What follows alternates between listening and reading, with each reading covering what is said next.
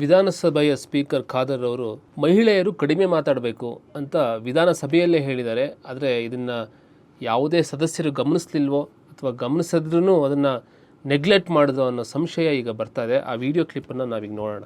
ವಿನಂತಿ ಮಾಡಿಕೊಳ್ತಿದ್ದೇನೆ. ಅದೇ ರೀತಿ ಒಂದೆರಡು ವಿಷಯ, ಮಹಿಳೆ ಆದ ಕಾರಣ ಎಲ್ಲರ ಪರವಾಗಿ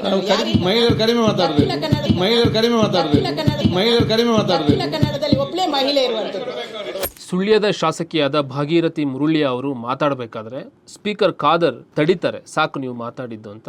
ಅದಕ್ಕೆ ಭಾಗೀರಥಿ ಅವರು ಮಹಿಳೆ ಆಗಿರೋ ಕಾರಣ ಇಡೀ ದಕ್ಷಿಣ ಕನ್ನಡದಲ್ಲಿ ಒಬ್ಬಳೇ ನಾನು ಮಹಿಳೆ ಗೆದ್ದಿರೋದು ಶಾಸಕಿಯಾಗಿ, ನನಗೆ ಇನ್ನೂ ಸ್ವಲ್ಪ ಮಾತಾಡೋಕ್ಕೆ ಅವಕಾಶ ಕೊಡಿ ಅಂತ ಕೇಳಿದಾಗ ಖಾದರ್ ಮಹಿಳೆಯರು ಕಡಿಮೆ ಮಾತಾಡಬೇಕು ಅಂತ ಹೇಳ್ತಾರೆ.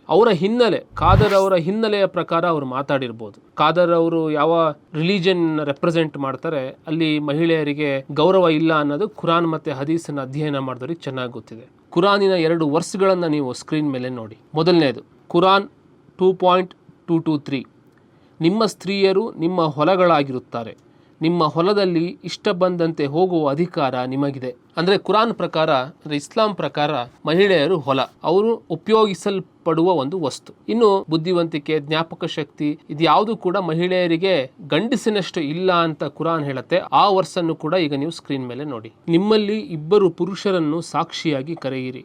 2 ಪುರುಷರು ಸಿಗದಿದ್ದರೆ ಒಬ್ಬ ಪುರುಷ ಮತ್ತು ನಿಮ್ಮ ಆಯ್ಕೆಯ 2 ಮಹಿಳೆಯರು ಸಾಕ್ಷಿಯಾಗುತ್ತಾರೆ. ಆದ್ದರಿಂದ ಮಹಿಳೆಯರಲ್ಲಿ ಒಬ್ಬರು ಮರೆತರೆ ಇನ್ನೊಬ್ಬರು ಅವಳಿಗೆ ನೆನಪಿಸಬಹುದು. ಅಂದರೆ ಮಹಿಳೆಯರಿಗೆ ಜ್ಞಾಪಕ ಶಕ್ತಿ ಕಡಿಮೆ. ಅಂದರೆ ಒಬ್ಬ ಪುರುಷನ ಜ್ಞಾಪಕ ಶಕ್ತಿ 2 ಮಹಿಳೆಯರ ಜ್ಞಾಪಕ ಶಕ್ತಿಗೆ ಸಮ ಅಂತ ಕುರಾನ್ನ ಈ ವರ್ಸ್ ಹೇಳ್ತಾ ಇದೆ. ಕುರಾನ್ನಲ್ಲಿ ಈ ರೀತಿಯೆಲ್ಲ ಇರೋ ಕಾರಣಕ್ಕಾಗಿಯೇ ಇಸ್ಲಾಂನಲ್ಲಿ ಮಹಿಳೆಯರಿಗೆ ಸ್ವಾತಂತ್ರ್ಯ ಇಲ್ಲ ಅನ್ನೋದು ಇವತ್ತೇನು ಮುಚ್ಚಿಟ್ಟಿರೋ ವಿಷಯ ಅಲ್ಲ, ಎಲ್ರಿಗೂ ಗೊತ್ತಿದೆ. ಖಾದರ್ ಅವರು ಈ ಯೋಚನೆಯಲ್ಲೇ, ಈ ಚಿಂತನೆಯಲ್ಲೇ ಹಿಂದೂ ಹೆಣ್ಮಕ್ಳು ಕೂಡ ಹೀಗೆ ಅಂತ ಅನ್ಕೊಂಡ್ಬಿಟ್ಟಿದ್ದಾರೆ. ಅವರೊಂದ್ಸಲಿ ಭಾರತದ ಇತಿಹಾಸವನ್ನು ನೋಡಬೇಕು. ತುಂಬ ಹಿಂದೆ ಹೋಗೋದು ಬೇಡ, ಕೆಲವು ಶತಮಾನಗಳಷ್ಟು ಹಿಂದೆ ಹೋಗೋಣ, ಅಲ್ಲಿಂದ ನಾವು ಈ ಕಡೆ ಬರೋಣ. ನಮ್ಮಲ್ಲಿ ಕೆಳದಿ ಚೆನ್ನಮ್ಮ ಇದ್ರು ರಾಣಿ. ಆಕೆ ಶಿವಾಜಿ ಮಗಂಗೆ ರಕ್ಷಣೆ ಕೊಟ್ಟು ಔರಂಗಜೇಬ್ ಸೈನ್ಯವನ್ನು ಓಡಿಸ್ತಾಳೆ. ಕಿತ್ತೂರು ಚೆನ್ನಮ್ಮ ಬ್ರಿಟಿಷರ ವಿರುದ್ಧ ಹೋರಾಡಿದ ರಾಣಿ. ಅಹಲ್ಯಬಾಯಿ ಹೋಳ್ಕರ್ ಮುಸಲ್ಮಾನರಿಂದ ನಾಶವಾಗಿದ್ದ ಕಾಶಿ ದೇವಸ್ಥಾನವನ್ನು ಜೀರ್ಣೋದ್ಧಾರ ಮಾಡಿದ ರಾಣಿ. ಮೈಸೂರಿನ ರಾಣಿಯರು ಪಟ್ಟಿನೇ ಇದೆ. ಚೆನ್ನಬೈರಾದೇವಿ ಪೋರ್ಚುಗೀಸರ ವಿರುದ್ಧ ಹೋರಾಡಿದ ರಾಣಿ. ಖಾದರ್ ಅವರೇ, ಇನ್ನು ನಿಮ್ಮದೇ ಜಾಗ ಕರಾವಳಿ, ಅಲ್ಲಿ ಅಬ್ಬಕ್ಕ ಚೌಟ, ಕರಾವಳಿಯಲ್ಲಿ ಪೋರ್ಚುಗೀಸರನ್ನ ಸೆದೆ ಬಡದ ರಾಣಿ. ಇಷ್ಟೇ ಅಲ್ಲ, ನಮ್ಮಲ್ಲಿ ಫಿಲಾಸಫರ್ಸ್ ಕೂಡ ಮಹಿಳೆಯರಿದ್ದಾರೆ. ಅಕ್ಕ ಮಹಾದೇವಿ ಇರ್ಬೋದು, ಮೀರಾಬಾಯಿ ಇರ್ಬೋದು, ಹೀಗೆ ಪಟ್ಟಿನೇ ಬೆಳೆಯುತ್ತೆ. ಇನ್ನು ಸ್ವಾತಂತ್ರ್ಯ ನಂತರದ ರಾಜಕಾರಣಕ್ಕೆ ಬಂದರೆ ನಮ್ಮಲ್ಲಿ ಇವಾಗ ಪ್ರೆಸಿಡೆಂಟ್ ಯಾರು? ದ್ರೌಪದಿ ಮುರ್ಮು ಮಹಿಳೆ. ಹಿಂದೆ ಸ್ಪೀಕರ್ ಆಗಿದ್ದ ಸುಮಿತ್ರಾ ಮಹಾಜನ್ ಮಹಿಳೆ. ಅದಕ್ಕೂ ಮುನ್ನ ಸ್ಪೀಕರ್ ಆಗಿದ್ದ ಮೀರಾ ಕುಮಾರಿ, ಆಕೆಯೂ ಮಹಿಳೆ. ನಿಮ್ಮ ಕಾಂಗ್ರೆಸ್ ಪಕ್ಷದ ಪ್ರಧಾನಿಯಾಗಿದ್ದವರು ಇಂದಿರಾ ಗಾಂಧಿ, ಆಕೆ ಮಹಿಳೆ. ಭಾರತಕ್ಕೆ ಸಂವಿಧಾನ ಬಂದ ಮೇಲೆ ಮಹಿಳೆಯರಿಗೆ ಶಿಕ್ಷಣ ಸಿಕ್ತು ಅಂತ ಒಂದಿಷ್ಟು ದೇಶ ವಿರೋಧಿಗಳು, ಕಮ್ಯುನಿಸ್ಟು ಸುಳ್ಳು ಸುದ್ದಿ ಹಬ್ಬಿಸ್ಬೋದು. ಆದರೆ ನಮ್ಮಲ್ಲಿದ್ದ ರಾಣಿಯರು, ನಮ್ಮಲ್ಲಿದ್ದ ವಚನಕಾರರು, ಅವರೆಲ್ಲ ಶಿಕ್ಷಣ ಇಲ್ಲದೆ ರಾಣಿಯರಾದ್ರೇನು? ಶಿಕ್ಷಣವಿಲ್ಲದೆ ಅವ್ರು ತತ್ವಜ್ಞಾನಿಗಳಾದ್ರ? ಖಾದರ್ ಅವರೇ, ನಿಮ್ಮ ರಿಲಿಜನಲ್ಲಿ ಮಹಿಳೆಯರಿಗೆ ಸ್ವಾತಂತ್ರ್ಯ ಇಲ್ಲದೆ ಇರಬಹುದು. ಇಸ್ಲಾಮಲ್ಲಿ, ಮುಸ್ಲಿಂ ಮನೆಗಳಲ್ಲಿ ಮಹಿಳೆಯರು ಮಾತನಾಡುವ ಅಧಿಕಾರ ಅವ್ರಿಗೆ ಇಲ್ಲದೆ ಇರ್ಬೋದು. ಆದರೆ ಹಿಂದೂ ಸಮಾಜ, ಭಾರತ ಹಿಂದೂ ರಾಷ್ಟ್ರ, ಇಲ್ಲಿ ಹೆಣ್ಣುಮಕ್ಕಳು ಮಾತಾಡ್ತಾರೆ.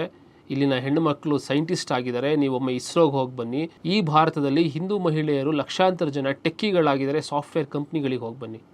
ನಮ್ಮ ದೇಶದಲ್ಲಿ ಹಿಂದೂ ಮಹಿಳೆಯರು ಶಿಕ್ಷಕಿಯರಾಗಿದ್ದಾರೆ. ಒಮ್ಮೆ ಶಾಲೆಗಳಿಗೆ ಹೋಗಿ ಬನ್ನಿ. ನಮ್ಮ ದೇಶದಲ್ಲಿ ಹಿಂದೂ ಮಹಿಳೆಯರು ಒಳ್ಳೊಳ್ಳೆ ಆರ್ಟಿಸ್ಟ್ಗಳಿದ್ದಾರೆ. ಒಮ್ಮೆ ಗೂಗಲ್ ಮಾಡಿ ನೋಡಿ. ಇವತ್ತು ಮಹಿಳೆಯರು ಎಲ್ಲಾ ಕ್ಷೇತ್ರದಲ್ಲೂ ಕೆಲಸ ಮಾಡ್ತಿದ್ದಾರೆ. ಹಿಂದೆನೂ ಮಾಡ್ತಿದ್ರು, ಈಗಲೂ ಮಾಡ್ತಿದ್ದಾರೆ. ಇಲ್ಲಿ ಆಶ್ಚರ್ಯದ ವಿಷಯ ಏನು ಅಂದರೆ, ಒಬ್ಬ ಸ್ಪೀಕರ್ ಒಬ್ಬ ಮಹಿಳಾ MLAಗೆ ಈ ರೀತಿ ಅವಮಾನ ಮಾಡಿದ್ರು ಕೂಡ ಅಲ್ಲಿದ್ದ ಯಾವ ಶಾಸಕರು ಕೂಡ ಮಾತಾಡೋದಿಲ್ಲ. ಈ ಘಟನೆ ನಡೆದು ಇಷ್ಟು ದಿನ ಆದರೂ ಕೂಡ ಭಾರತೀಯ ಸಂಸ್ಕೃತಿ, ಮಹಿಳೆಯರ ಸ್ವಾಭಿಮಾನದ ಬಗ್ಗೆ ಮಾತನಾಡೋ BJP ಕೂಡ ಸುಮ್ಮನೆ ಯಾಕಿದೆ ಅನ್ನೋದು ಅರ್ಥವಾಗದೇ ಇರೋ ವಿಷಯ.